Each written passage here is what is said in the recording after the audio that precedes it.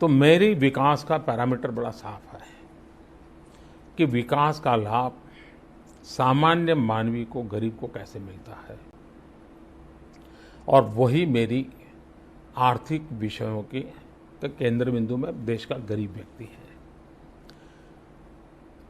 अब गरीब ताकतवर बनेगा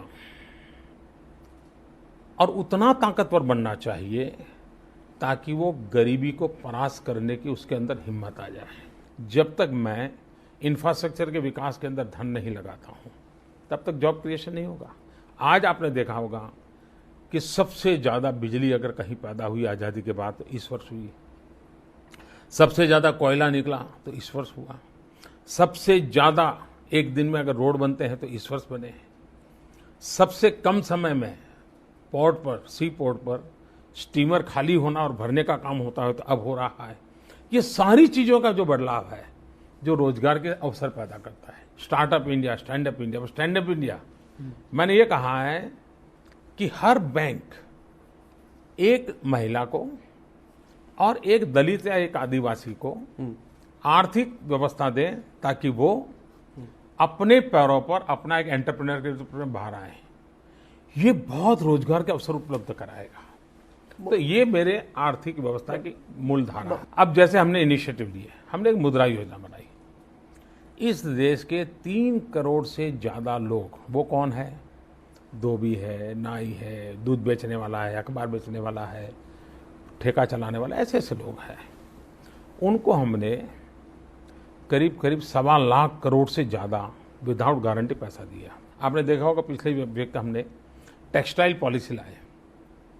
ये टेक्सटाइल पॉलिसी में रोजगार देने वालों को इनकम टैक्स में रियायत मिलेगी। अब जितने ज़्यादा लोगों को रोजगार देंगे आपको उतना बेनिफिट मिलेगा। पहली बार रोजगार और टैक्स सिस्टम को जोड़ा गया है। महंगाई को परसेप्शन से नहीं देखना चाहिए, महंगाई रियलिटी होनी चाहिए। थाली में क्या होता है उसके आधार पर चलता है और वैसे ही होना चाहिए। महंगाई को परसेप्शन के आधार पर भागने का प्रयास किसी ने नहीं करना चाहिए। सच्चाई को स्वीकार करना होगा। आप देखें, पिछली सरकार में जिस तेजी से महंगाई बढ़ रही थी, आज उस तेजी में बहुत कमी आई है। आप आंकड़े देख लीजिए, आपको मिलेगा। दूसरा, 2 साल का भयंकर सूखा इस देश ने झेला है। सूखे का सीधा असर सब्जी पे, अन्न पर, पल्सिस पर होता है। ये तो क्योंकि ये चीजें तो धरती पर पैदा होती हैं। अब इतना बड़ा सूखा आ गया तो उसमें तो किसी के हाथ में रहता नहीं है। जो किसान थे, दाल करते थे, वो ज़्यादातर शुगर की तरफ चले गए। वो भी एक चिंता का विषय है।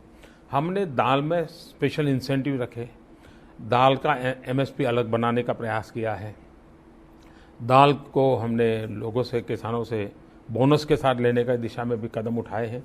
तो दाल का उत्पादन बढ़े, उस पर हमारा फोकस है। बाहर से ला करके स्टॉक करें, वो भी फोकस है। प्रयास भरपूर हो रहे हैं और मैं मानता हूं कि ये सरकार की सिंसियरिटी के संबंध में देश के किसी व्यक्ति को शक नहीं है। दुनिया के कई देशों के साथ हमने एग्रीमेंट एक के बाद एक कर रहे हैं कि भाई आप हमको real time automatic information exchange करेंगे। अभी मैं स्विट्जरलैंड गया था, इसकी चर्चा बहुत कम आई। मेरे स्विट्जरलैंड से आने के तुरंत बाद स्विट्जरलैंड से एक बहुत बड़ा डेलीगेशन यहाँ आया।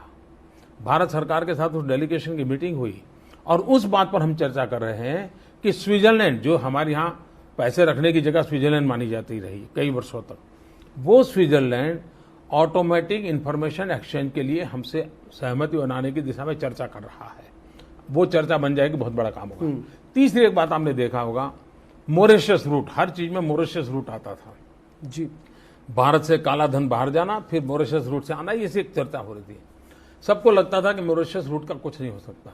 ये हमारी सरकार है जिसने मॉरिशस के साथ डायलॉग किया, पुरानी ट्रीटी में पुनर्संशोधन किया और मॉरिशस रूट को ब्लॉक करने की दिशा में हमने सफलतापूर्वक नए सिरे से ट्रीटी की और आने वाले दिनों में फेज आउट करके उसको पूरा कर दिया जाएगा। जीएसटी न होने का सीधा मतलब है उत्तर प्रदेश के गरीबों का नुकसान। जीएसटी न होने का सीधा मतलब है बिहार के गरीबों का नुकसान। जीएसटी का न पास होने का मतलब होता है बंगाल, असम, उड़ीसा जैसे गरीब राज्यों के गरीबों का नुकसान।